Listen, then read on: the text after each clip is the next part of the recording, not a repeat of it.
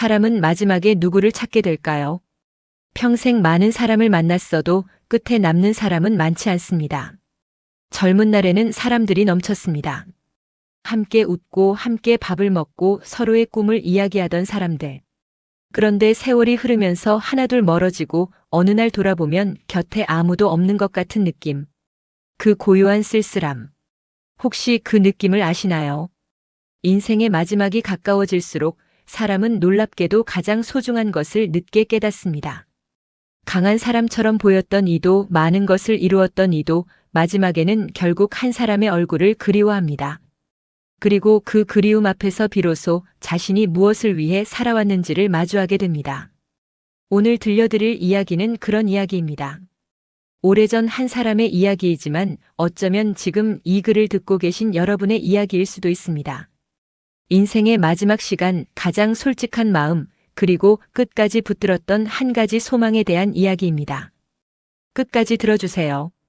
이 이야기는 끝에 가서야 진짜 빛이 납니다. 어떤 병실 이야기를 들은 적이 있습니다. 오랫동안 사업을 하셨던 분이었는데 젊은 시절에는 정말 바쁘게 사셨다고 했습니다. 거래처 사람들과 밤새 술자리를 하고 명함을 수백 장씩 나눠주고 골프장에서 악수를 나누던 사람들이 줄을 섰다고 했습니다. 한때는 그 사람들이 다 내 사람인 줄 알았다고 했습니다. 그런데 몸이 나빠지기 시작하면서 전화가 하나둘 뜸해졌습니다. 병원에 입원하고 회사 일을 손에서 놓게 되자 명함 속의 사람들은 점점 조용해졌습니다. 병실에 찾아오는 사람들은 처음 며칠뿐이었고 그 다음부터는 창밖만 보이는 날들이 이어졌습니다.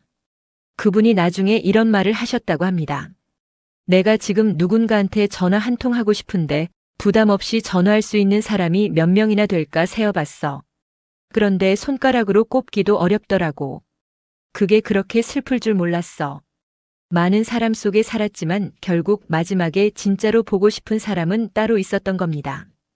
이게 비단 그분만의 이야기일까요? 나이가 들어갈수록 우리는 자꾸 이런 질문과 마주하게 됩니다. 내 인생에 진심으로 남아있는 사람이 있는가? 내가 먼저 손을 내밀어야 할 사람이 있는가?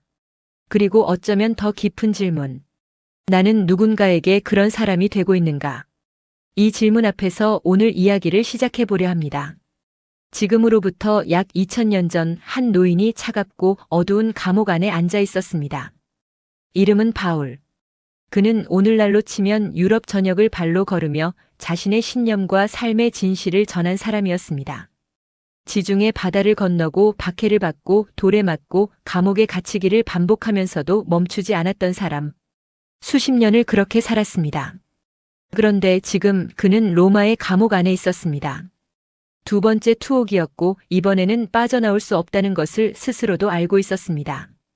황제 네로의 시대, 그를 향한 판결은 이미 정해진 것이나 다름없었습니다. 그 감옥 안에서 그는 편지를 썼습니다. 아주 오래전부터 알고 지낸 아들처럼 아끼던 젊은이에게. 그 편지가 바로 디모데후서입니다. 그리고 그 편지의 사장에 이런 말이 담겨 있습니다. 너는 내게로 속히 오라. 겨우 6글자입니다. 그런데 이 6글자 안에 한 사람의 인생 전체가 담겨 있습니다. 외로움이 담겨 있고 그리움이 담겨 있고 마지막을 앞둔 사람의 솔직한 마음이 담겨 있습니다. 그리고 그 안에는 놀랍게도 무너지지 않는 소망이 함께 담겨 있습니다. 오늘은 그 편지를 천천히 읽어드리려 합니다. 마치 그 감옥 앞에 함께 앉아서 듣는 것처럼. 바울이 디모데에게 편지를 쓰면서 이런 말로 시작합니다. 나는 이미 부어들여지고 있으며 나의 떠날 시각이 가까웠도다. 이 문장을 처음 읽는 분들은 조금 낯설 수도 있습니다. 부어들여진다는 게 무슨 뜻일까요? 당시 로마나 유대 문화에서는 제사를 드릴 때 제물 위에 포도주나 기름을 붓는 의식이 있었습니다. 이것을 전제라고 합니다. 제물이 불에 타오를 때 그 위에 포도주를 부으면 불꽃이 더 크게 타오릅니다. 자신을 완전히 태워서 드리는 행위. 남기지 않고 아끼지 않고 마지막 한 방울까지 다 쏟아붓는 것. 바울은 자신의 삶을 그렇게 표현했습니다. 나는 이미 제단 위에 부어지고 있는 사람이라고. 이제 거의 다 쏟아졌다고. 마지막 한 방울이 남은 것 같다고. 이 표현이 얼마나 깊은 말인지 조금 생각해보면 가슴이 먹먹해집니다. 어떤 삶이 이렇게 표현될 수 있을까요? 자신을 위해 쌓아놓은 것이 없이 다 쏟아낸 삶. 그것이 바울의 인생이었습니다. 재산도 없었고, 집도 없었고, 가족도 없었고, 명예도 없었습니다. 사람들에게 오해를 받고 배신을 당하고 감옥에 갇히기를 반복했습니다. 세상 기준으로 보면 실패한 인생처럼 보일 수 있습니다. 그런데 그는 그 삶을 부어들인 삶이라고 표현했습니다. 낭비한 것이 아니라 드린 것이라고. 이 차이가 얼마나 큰 차이인지 지금 이 이야기를 듣고 계신 분들 중에는 바로 아시는 분들이 있으실 겁니다. 살면서 많은 것을 쏟아부은 시간들이 있었을 겁니다. 자식을 위해, 가족을 위해, 일을 위해. 그 세월이 때로는 억울하기도 하고 가끔은 내가 그렇게 살았어야 했나 하는 생각이 들기도 하지요. 그런데 그 쏟아부은 것들이 결국 어떤 의미였는지 그 질문 앞에서 우리는 잠시 멈추게 됩니다. 그 다음 바울은 이런 말을 합니다. 나는 선한 싸움을 싸우고 나의 달려갈 길을 마치고 믿음을 지켰으니. 이 문장을 읽을 때 저는 늘 한 장면이 떠오릅니다. 마라톤을 완주한 선수가 결승선을 통과하는 순간 이미 힘이 다 빠졌고 얼굴은 일그러져 있고 눈물이 흐르기도 합니다. 누가 봐도 지친 모습입니다. 그런데 그 눈빛에는 뭔가가 있습니다. 다 달렸다는 것, 포기하지 않았다는 것, 끝까지 달렸다는 것. 바울의 이 고백이 그렇습니다. 나는 싸웠습니다. 화려하게 이긴 게 아닙니다. 선한 싸움을 했다는 겁니다. 넘어지기도 하고 다치기도 하고 때로는 지기도 했겠지요. 그러나 포기하지 않고 계속 일어섰다는 겁니다. 나는 달렸습니다. 빨리 달린 게 아닙니다. 달려갈 길을 마쳤다는 겁니다. 내게 주어진 길을 끝까지 걸었다는 겁니다. 나는 믿음을 지켰습니다. 완벽한 믿음이 아니었을 겁니다. 흔들리기도 했고 의심도 했겠지요. 그런데 끝까지 손을 놓지 않았다는 겁니다. 이 세 문장이 저는 이것이 인간이 할 수 있는 가장 담담하고 아름다운 자기 평가라고 생각합니다. 세상은 우리 삶을 이런 기준으로 평가하지 않습니다. 얼마나 많이 가졌는지, 얼마나 높은 자리에 올랐는지, 사람들에게 얼마나 인정을 받았는지. 그 기준 앞에서 우리는 늘 부족합니다. 그런데 바울은 그 기준이 아닌 전혀 다른 기준으로 자신의 삶을 돌아봅니다. 나는 싸웠는가?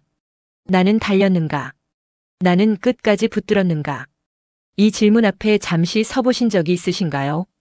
지금 이 이야기를 듣고 계신 분들 중에 이 질문이 마음에 걸리는 분들이 계실 것 같습니다. 나는 내 삶에서 끝까지 포기하지 않고 싸워온 것이 있는가? 내가 달려온 길이 있는가? 내가 붙들어온 것이 있는가? 이 질문은 꼭 종교적인 질문이 아닙니다. 가장 인간적인 질문입니다. 내 삶에 의미가 있었는가? 내 존재가 무언가를 위해 쏟아진 적이 있는가? 그런데 진짜 이야기는 지금부터입니다. 바울은 이 고백 직후에 놀라운 말을 합니다. 죽음 앞에 선 사람의 말이라고는 믿기지 않을 만큼 밝고 선명한 말입니다. 이제 후로는 나를 위하여 의의 면류관이 예비되었으므로 주 곧 의로우신 재판장이 그날에 내게 주실 것이며 내게만 아니라 주의 나타나심을 사모하는 모든 자에게도니라. 이 문장을 듣고 이런 생각을 하실 수도 있습니다. 왜 죽음 앞에서 이 사람은 이렇게 담담할 수 있는 걸까? 두렵지 않은 걸까? 외롭지 않은 걸까? 물론 외로웠습니다. 조금 뒤에 나오는 편지의 내용을 읽으면 바울이 얼마나 인간적으로 힘들었는지가 선명하게 드러납니다. 외로웠고 추웠고 사람이 그리웠습니다. 그는 전혀 초인이 아니었습니다. 그런데 그 외로움 속에서도 무언가가 그를 붙들고 있었습니다. 두려움을 다 없애주는 것이 아니라 두려움 가운데서도 흔들리지 않게 해주는 무언가. 그것이 바로 그가 기다리는 주의 나타나심이었습니다. 바울이 믿는 예수 그리스도는 단순히 좋은 가르침을 주고 간 선생님이 아니었습니다. 그는 죽었다가 다시 살아난 분이었습니다. 그 부활이 바울에게는 하나의 선언이었습니다. 죽음이 끝이 아니라는 선언. 인간의 이야기가 무덤 앞에서 끝나지 않는다는 선언. 그래서 바울에게 죽음은 끝이 아니라 떠남이었습니다. 사라지는 것이 아니라 옮겨가는 것. 어둠 속으로 사라지는 것이 아니라 기다리던 분께로 가는 것. 이 차이가 얼마나 큰 차이인지 어쩌면 지금 이 이야기를 들으시면서 마음속으로 무언가를 느끼시는 분들이 있을 겁니다. 죽음이 두려운 것은 당연합니다. 그것은 인간으로서 가장 자연스러운 감정입니다. 그런데 그 두려움 앞에서 한 가지만 달라진다면 두려움의 모양 자체가 달라집니다. 죽음 너머에 아무것도 없다고 믿는 것과 기다리는 분이 계신다고 믿는 것. 그 차이가 삶의 마지막을 전혀 다르게 만듭니다. 그런데 바울이 마지막에 찾은 것은 의외였습니다. 편지는 여기서 분위기가 바뀝니다. 고결한 고백이 끝나고 갑자기 아주 인간적인 목소리가 나옵니다. 너는 어서 속히 내게로 오라. 두 번째로 이 말이 나옵니다. 첫 번째 부탁이 아니었던 겁니다. 얼마나 간절했으면 같은 말을 반복했을까요? 그리고 이유를 이야기합니다. 주변 사람들이 떠났습니다. 데마라는 사람은 세상을 사랑하여 떠나갔고 그레스게는 갈라디아로, 디도는 달마디아로 갔습니다. 누가만 남아있다고 했습니다. 감옥 안에서 오직 한 사람만 남아있는 상황이었습니다. 이 장면을 읽으면서 마음이 어떠신가요? 평생 수많은 사람을 만나고 함께 일하고 함께 걸어온 사람들이 있었습니다. 그런데 마지막 순간 감옥 안에 차갑고 어두운 그 공간 안에 남아있는 사람은 누가 한 명뿐이었습니다. 혹시 이 장면이 낯설지 않으신 분들이 있으신가요? 나이가 들어가면서 곁에 있던 사람들이 하나둘 떠나는 경험.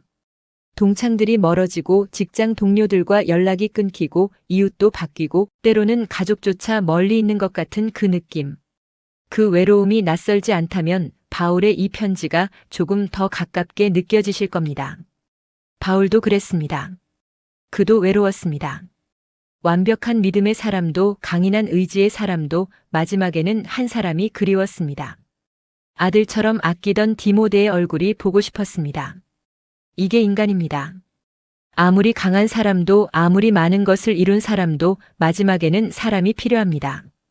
그 솔직한 모습이 이 편지 안에 그대로 담겨 있습니다. 바로 여기서 많은 사람이 울컥하게 됩니다.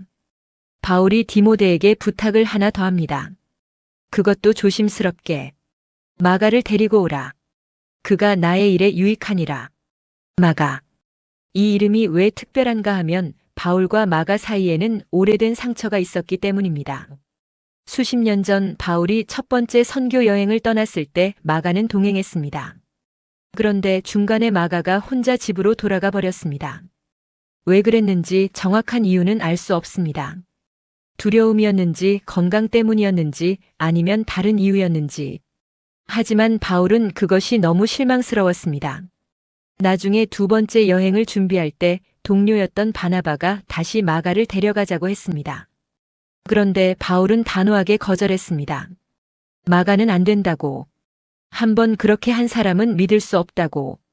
그 때문에 바울과 바나바는 갈라섰습니다. 오랜 동역자가 마가 때문에 길을 달리 가게 된 겁니다. 그 상처가 세월이 흐르면서 어떻게 변했는지 우리는 그 감옥 안의 편지에서 보게 됩니다. 마가를 데리고 오라. 그가 나의 일에 유익하니라. 이 한 문장이 얼마나 많은 것을 담고 있는지 모릅니다. 바울은 마가를 용서했습니다. 아니, 용서를 넘어서 그를 다시 필요로 했습니다. 믿지 않았던 사람을 다시 믿게 된 겁니다. 한때 실망스러웠던 그 사람을 이제는 내 마지막 길에 함께 했으면 하는 사람으로 여기게 된 겁니다. 인간관계에서 상처를 받으면 그 마음이 굳어지기 쉽습니다. 특히 나이가 들수록 한번 다친 마음을 다시 열기가 쉽지 않습니다. 그 사람은 그런 사람이야 라고 이미 결론을 내려버리면 다시 그 관계를 들여다볼 여유가 없어집니다. 그런데 바울은 마지막에 그 마음을 열었습니다. 상처가 치유된 것이 아니라 그 상처보다 더 큰 마음이 생긴 겁니다. 죽음 앞에서 사람을 보는 눈이 달라진 겁니다. 이 장면이 특별한 이유가 있습니다. 죽음 앞에 서면 사람은 두 가지 방향으로 갑니다. 하나는 더 단단하게 굳어지는 방향. 억울한 것, 상처받은 것, 섭섭한 것들을 끝까지 놓지 않는 방향입니다. 다른 하나는 부드러워지는 방향. 그동안 붙들고 있던 것들을 내려놓고 원래 중요했던 것들만 남기는 방향입니다. 바울은 두 번째 방향으로 갔습니다. 그리고 그 방향은 자연스럽게 온 것이 아니었습니다. 그것은 수십 년의 살 속에서 조금씩 형성된 마음이었습니다. 자기 자신이 얼마나 많이 실수했는지를 알았기 때문에 남의 실수를 더 넓게 볼 수 있게 된 마음. 자신도 얼마나 많이 용서를 받아가며 살아왔는지를 알았기 때문에 남을 용서할 수 있게 된 마음. 어쩌면 우리 인생도 다르지 않습니다.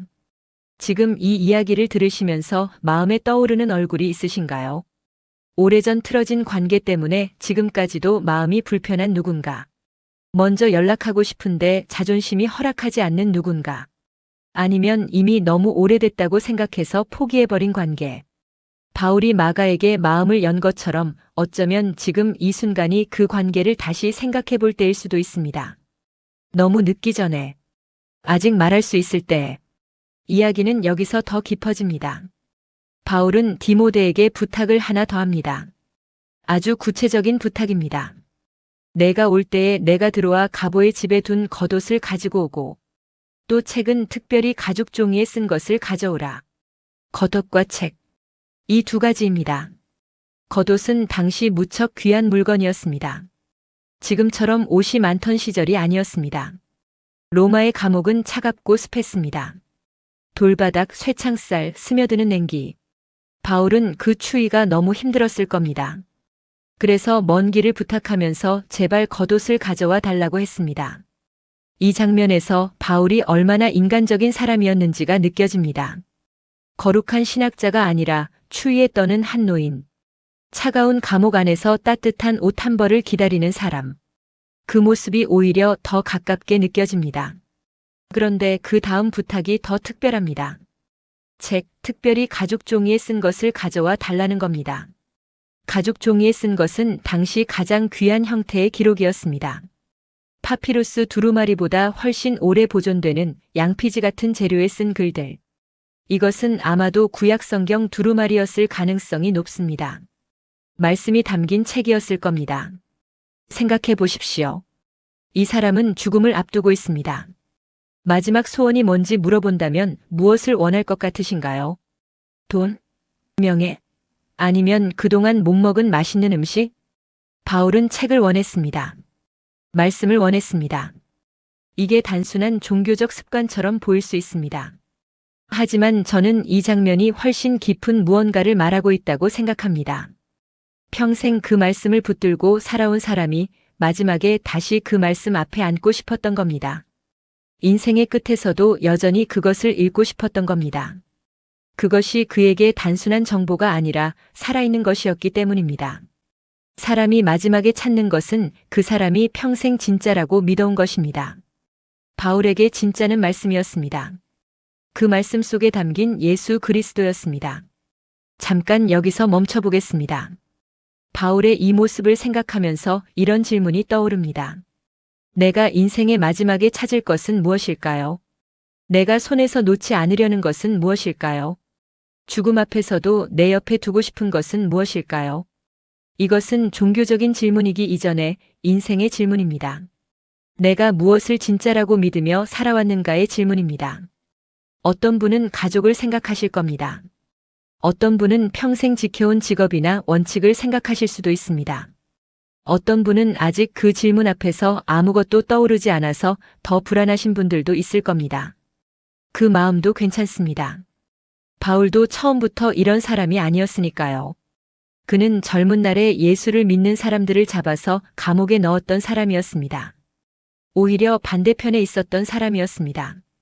그런 그가 어느 날 완전히 달라졌습니다. 그리고 그 달라진 삶을 수십 년 살아온 끝에 감옥 안에서 이 편지를 쓰고 있는 겁니다. 사람은 언제든 달라질 수 있습니다. 어느 나이에서든 어떤 과거를 가졌든 그것은 변하지 않는 진실입니다. 바울의 이야기로 다시 돌아가 봅니다. 그는 편지 안에서 몇 명의 사람들을 언급합니다. 어떤 사람은 떠났고 어떤 사람은 남았고 어떤 사람은 그에게 상처를 주었습니다. 알렉산더라는 사람은 바울에게 해를 많이 끼친 사람이었다고 했습니다. 이 대목이 인상적인 것은 바울이 그 이름을 쓰면서 복수를 생각하거나 분노를 드러내지 않는다는 점입니다. 그저 조심하라고 그 사람이 말씀을 심하게 대적했다고 적어주는 것으로 끝납니다. 원한을 붙들지 않는 마음. 그게 쉽게 되는 일은 아닙니다. 그것도 수십 년의 삶이 만들어낸 마음일 겁니다. 그리고 이어서 이런 말을 합니다. 내가 처음 변명할 때에 나와 함께한 자가 하나도 없고 다 나를 버렸으나 그들에게 허물을 돌리지 않기를 바라노라. 주께서 내 곁에 서서 나를 강건하게 하사. 법정에 섰을 때 아무도 없었습니다. 변호해 줄 사람도 곁에 서줄 사람도 혼자였습니다. 인간적으로 보면 그보다 더 쓸쓸한 장면이 없습니다. 그런데 바울은 그 자리에서 혼자가 아니었다고 했습니다. 주께서 내 곁에 서서. 이 말이 바울의 이야기 전체를 관통하는 문장입니다. 사람이 다 떠나간 자리에서 주님이 서 계셨다는 것. 이것이 믿음입니다. 도피가 아니라 실제로 경험한 임재. 눈에 보이지는 않았겠지요.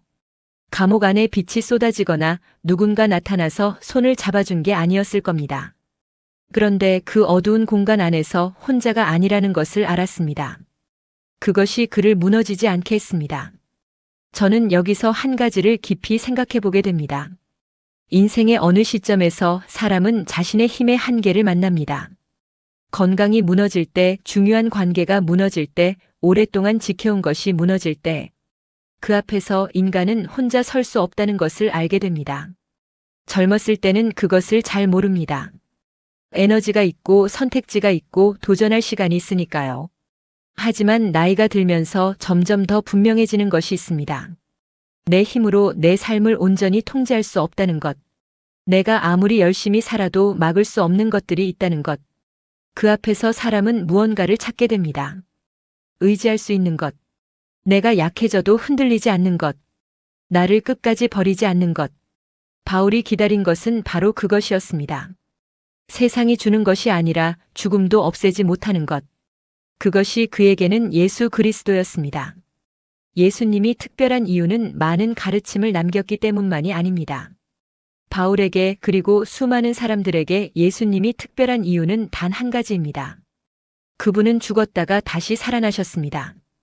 그 사실 하나가 죽음 앞에 선 인간에게 완전히 다른 지평을 열어줍니다. 죽음이 끝이 아니라면, 무덤이 마지막이 아니라면, 이 삶이 전부가 아니라면, 그렇다면 지금 이 고통도, 이 외로움도, 이 쓸쓸함도 마지막 장이 아닙니다. 아직 이야기가 끝나지 않은 겁니다. 그런데 마지막에 남는 것은 전혀 다른 것이었습니다. 우리는 살면서 많은 것을 모읍니다. 돈, 명예, 경험, 지식. 그리고 그것들이 인생을 든든하게 해줄 것이라고 생각합니다. 어느 정도는 맞는 말입니다. 그 모든 것이 필요합니다. 그런데 바울의 마지막 편지를 보면 그가 마지막에 붙든 것은 그것들이 아니었습니다. 사람이었습니다. 관계였습니다. 그리고 말씀이었습니다. 그리고 주님의 나타나심을 기다리는 소망이었습니다. 이것이 단순한 감상이 아닌 이유는 이것이 가장 솔직한 마지막의 모습이기 때문입니다. 꾸며낸 것이 아니라 감옥 안에서 죽음을 앞두고 쓴 편지이기 때문입니다. 사람은 그 순간에 거짓말을 하지 않습니다. 연기를 할 여유가 없습니다. 바울의 마지막 소원은 이것이었습니다. 디모데가 오기를, 마가도 함께 오기를, 겉옷도 가져오기를, 그리고 말씀도 가져오기를. 따뜻하고 싶었고 외롭지 않고 싶었고 죽는 그 순간까지 말씀을 읽고 싶었습니다. 이게 참 인간적이지 않습니까? 그리고 참 아름답지 않습니까? 이제 이야기의 끝으로 들어가면서 한 가지를 더 나눠드리고 싶습니다. 바울이 마지막에 무너지지 않을 수 있었던 것은 그가 특별히 강한 사람이어서가 아니었습니다. 그도 추웠고 외로웠고 사람이 그리웠고 두려움이 없었다고 할 수 없을 겁니다. 그는 그냥 우리와 똑같은 사람이었습니다. 그런데 그 안에 꺼지지 않는 무언가가 있었습니다. 그것은 그가 붙들어온 믿음이었습니다. 그리고 그 믿음의 중심에는 예수 그리스도가 계셨습니다. 예수님이 십자가에서 죽은 것은 역사적 사실입니다. 그리고 그 죽음의 의미를 바울은 이렇게 이해했습니다. 인간이 스스로 해결할 수 없는 것을 예수님이 대신 지셨다고. 인간의 죄와 실패와 한계, 그리고 죽음의 두려움까지. 그것을 십자가 위에서 짊어지셨다고. 그리고 사흘 뒤에 다시 살아나심으로 죽음이 끝이 아니라는 것을 보여주셨다고. 그 부활이 단순한 기적이 아니라 인간 전체에 대한 소망의 선언이라고. 바울은 그것을 단순히 머리로 알았던 것이 아니었습니다. 수십 년을 살면서 그 진실을 온몸으로 경험했습니다. 감옥에서도 박해 속에서도 외로움 속에서도 그 소망이 그를 붙들었습니다. 그래서 그는 죽음 앞에서 이렇게 쓸 수 있었습니다. 나는 달려갈 길을 마쳤고 믿음을 지켰고 이제 의로운 재판장이신 주님이 오실 것을 기다린다고. 그것은 자기 과시가 아니었습니다. 두려움 없는 척하는 것도 아니었습니다. 외로움과 추위와 죽음의 두려움 속에서도 여전히 붙들고 있는 소망을 고백하는 것이었습니다. 이 이야기를 들으시면서 혹시 이런 생각이 드시는 분들이 계실 수도 있습니다. 나는 이런 믿음이 없는데, 나는 종교가 없는데, 나는 교회를 다녀본 적도 없는데, 그렇다면 이 이야기가 나와는 상관없는 것일까요? 저는 그렇게 생각하지 않습니다. 바울의 이야기에서 가장 울림이 큰 것은 종교적인 내용이 아닙니다. 그것은 인간의 이야기입니다. 나이가 들고 외로워지고 사람이 그리워지고 지나온 삶을 돌아보는 이야기. 마지막에 진짜 중요한 것이 무엇인지를 알게 되는 이야기. 그리고 그 마지막에도 무너지지 않을 수 있는 이유를 찾는 이야기. 그 이야기는 모든 인간의 이야기입니다. 다만 바울에게는 그 외로움 속에서 함께 계신 분이 있었습니다. 그것이 그를 달랐게 했습니다. 그리고 그 소망은 바울만을 위한 것이 아니었습니다. 그가 편지에서 직접 썼습니다. 내게만 아니라 주의 나타나심을 사모하는 모든 자에게도라고. 이 소망은 열려 있습니다. 누구에게나. 인생은 긴 것 같지만 어느 순간 뒤를 돌아보면 참 빠르게 지나왔다는 생각이 듭니다. 60대, 70대에 이르면 많은 것들이 달라집니다. 몸이 달라지고 환경이 달라지고 곁에 있는 사람들이 달라집니다. 그리고 생각도 달라집니다. 젊었을 때는 앞만 보았는데 이제는 뒤도 보이고 옆도 보이고 위도 보이기 시작합니다. 그 시간이 쓸쓸하기도 하지만 어쩌면 가장 중요한 것을 보게 되는 시간이기도 합니다. 바울이 감옥 안에서 쓴 편지가 2000년이 지난 지금까지 남아있는 이유가 있을 겁니다. 그것은 그 편지 안에 인간의 가장 보편적인 감정이 담겨 있기 때문입니다. 외로움, 그리움, 이별, 관계의 상처, 그리고 끝까지 붙들고 싶은 소망. 이 감정들은 시대가 바뀌어도 변하지 않습니다. 2000년 전 로마 감옥의 노인과 지금 이 이야기를 듣고 계신 여러분 사이에 그 감정만큼은 다르지 않습니다. 인생의 마지막에 가까워진다고 느낄 때 사람은 자연스럽게 돌아보게 됩니다. 내가 잘 살았는가? 내가 중요한 것을 붙들고 살았는가? 내가 사랑해야 할 사람을 제대로 사랑했는가? 내가 용서해야 할 사람을 용서했는가? 내가 화해해야 할 사람과 화해했는가?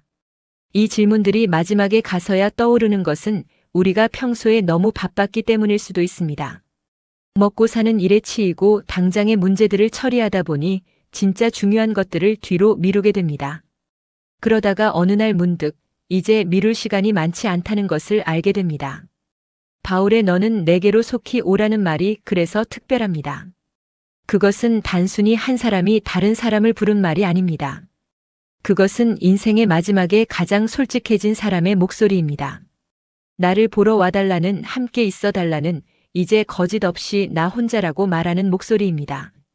그 목소리가 디모데에게 전해졌을 때 디모데는 어떻게 했을까요? 편지의 기록은 여기서 끝납니다. 디모데가 갔는지 가지 못했는지 우리는 알 수 없습니다. 그러나 그 부름이 얼마나 절실했는지, 그 부름을 받은 사람이 어떤 마음으로 그 편지를 읽었을지 충분히 상상할 수 있습니다.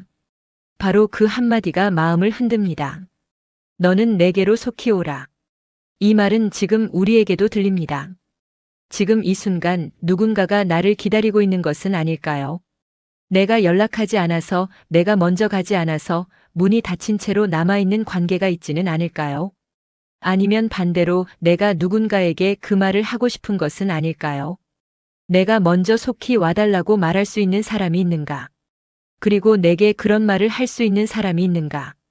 이 질문이 마음에 걸린다면 지금이 그 관계를 돌아볼 때일 수도 있습니다. 인생은 우리가 생각하는 것보다 짧습니다. 그리고 관계는 우리가 생각하는 것보다 소중합니다. 나이가 들면서 많은 것을 잃기도 하지만 동시에 많은 것을 더 분명하게 보게 되기도 합니다. 젊었을 때는 보이지 않던 것들이 세월이 지나면서 보이기 시작합니다. 무엇이 진짜이고 무엇이 중요하고 무엇이 남는지 바울은 그것을 알았습니다. 감옥 안에서, 죽음 앞에서, 추위 속에서 그는 가장 분명하게 알았습니다. 사람이 남습니다. 관계가 남습니다. 그리고 죽음도 빼앗지 못하는 소망이 남습니다. 그 소망이 무엇인지 이미 이야기를 들으시면서 느끼신 분들이 있을 겁니다. 아직 모르겠다는 분들도 이 이야기를 통해 조금 더 가까이 다가가셨기를 바랍니다. 사람의 인생은 끝에서 더 선명해집니다. 마지막에 무엇을 붙들었는지, 마지막에 누구를 찾았는지, 마지막에 어떤 소망으로 버텼는지. 그것이 그 사람의 인생 전체를 말해줍니다. 바울은 초라한 감옥 안에서 마지막을 맞았습니다. 세상의 눈으로 보면 실패자처럼 보일 수 있습니다. 재산도 없고 자유도 없고 권력도 없고 미래도 없어 보이는 상황이었습니다. 그런데 그 안에는 세상이 줄 수 없는 것이 있었습니다. 달려갈 길을 마쳤다는 평안, 믿음을 지켰다는 평안, 그리고 기다리는 분이 계신다는 소망. 이 소망이 오늘 우리에게도 열려 있습니다. 나이와 상관없이, 과거와 상관없이, 지금까지의 삶이 어떠했든 상관없이 예수 그리스도는 인간의 외로움과 죽음을 외면하지 않으셨습니다.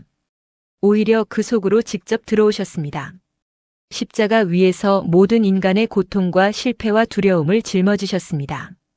그리고 부활로 그것이 끝이 아님을 보여주셨습니다. 그 소식이 복음입니다. 좋은 소식, 죽음을 없애는 소식이 아니라 죽음의 의미를 바꾸는 소식, 마지막이 두렵지 않을 수 있게 되는 소식. 이 이야기를 마무리하면서 조용히 한 가지를 여쭤보고 싶습니다. 오늘 이 이야기를 들으시면서 떠오른 얼굴이 있으신가요? 오래 연락을 못한 사람, 마음에 걸려있는 사람, 다시 한번 만나고 싶은 사람. 아니면 오늘 이야기를 들으시면서 내 인생을 돌아보게 되는 장면이 있으셨나요? 내가 달려온 길, 내가 붙들어온 것, 내가 아직 해결하지 못한 것. 그 마음을 혼자 담아두지 마시고 오늘 댓글에 남겨주시면 어떨까요? 떠오른 사람의 이름이어도 좋고 마음에 걸리는 한 문장이어도 좋습니다. 이 이야기를 들으며 느낀 것을 조용히 나눠주세요. 함께 이 이야기를 들은 많은 분들이 그 댓글을 읽으며 서로에게 위로가 될 수도 있습니다.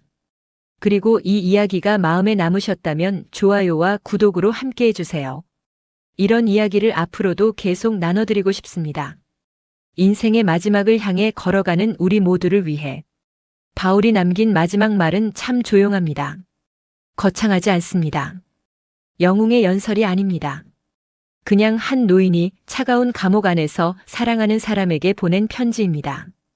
빨리 오라고, 겉옷도 가져오라고, 책도 가져오라고, 마가도 데려오라고. 그리고 그 모든 말 뒤에 보이지 않는 한 줄이 있습니다. 나는 괜찮습니다. 무너지지 않았습니다. 기다리는 분이 계십니다. 그분이 오실 겁니다. 그 소망으로 그는 마지막을 맞이했습니다. 우리도 언젠가 그 자리에 서게 됩니다. 그날 나는 어떤 모습으로 서 있을까요? 무엇을 붙들고 있을까요? 누구를 기다리고 있을까요? 그 질문이 지금 이 순간 우리 마음에 조용히 머무르기를 바랍니다. 인생은 길지 않습니다. 그러나 그 안에서 진짜 소중한 것을 붙드는 사람에게는 마지막도 두렵지만은 않습니다. 오늘 이 이야기가 지금 외롭고 지치신 분들에게 작은 위로가 되기를 바랍니다. 그리고 아직 늦지 않았다는 것을, 오늘도 소망을 붙들 수 있다는 것을 함께 기억할 수 있기를 바랍니다. 나는 선한 싸움을 싸우고 나의 달려갈 길을 마치고 믿음을 지켰으니. 디모데후서 4:7. 오늘 영상을 보며 마음에 남은 한 문장이 있다면 혹은 떠오른 사람이 있다면 댓글로 나눠주세요. 여러분의 이야기가 누군가에게 위로가 됩니다. 그리고 이 채널에서 계속 이런 이야기를 함께 나누고 싶다면 좋아요와 구독으로 함께 해주세요. 감사합니다.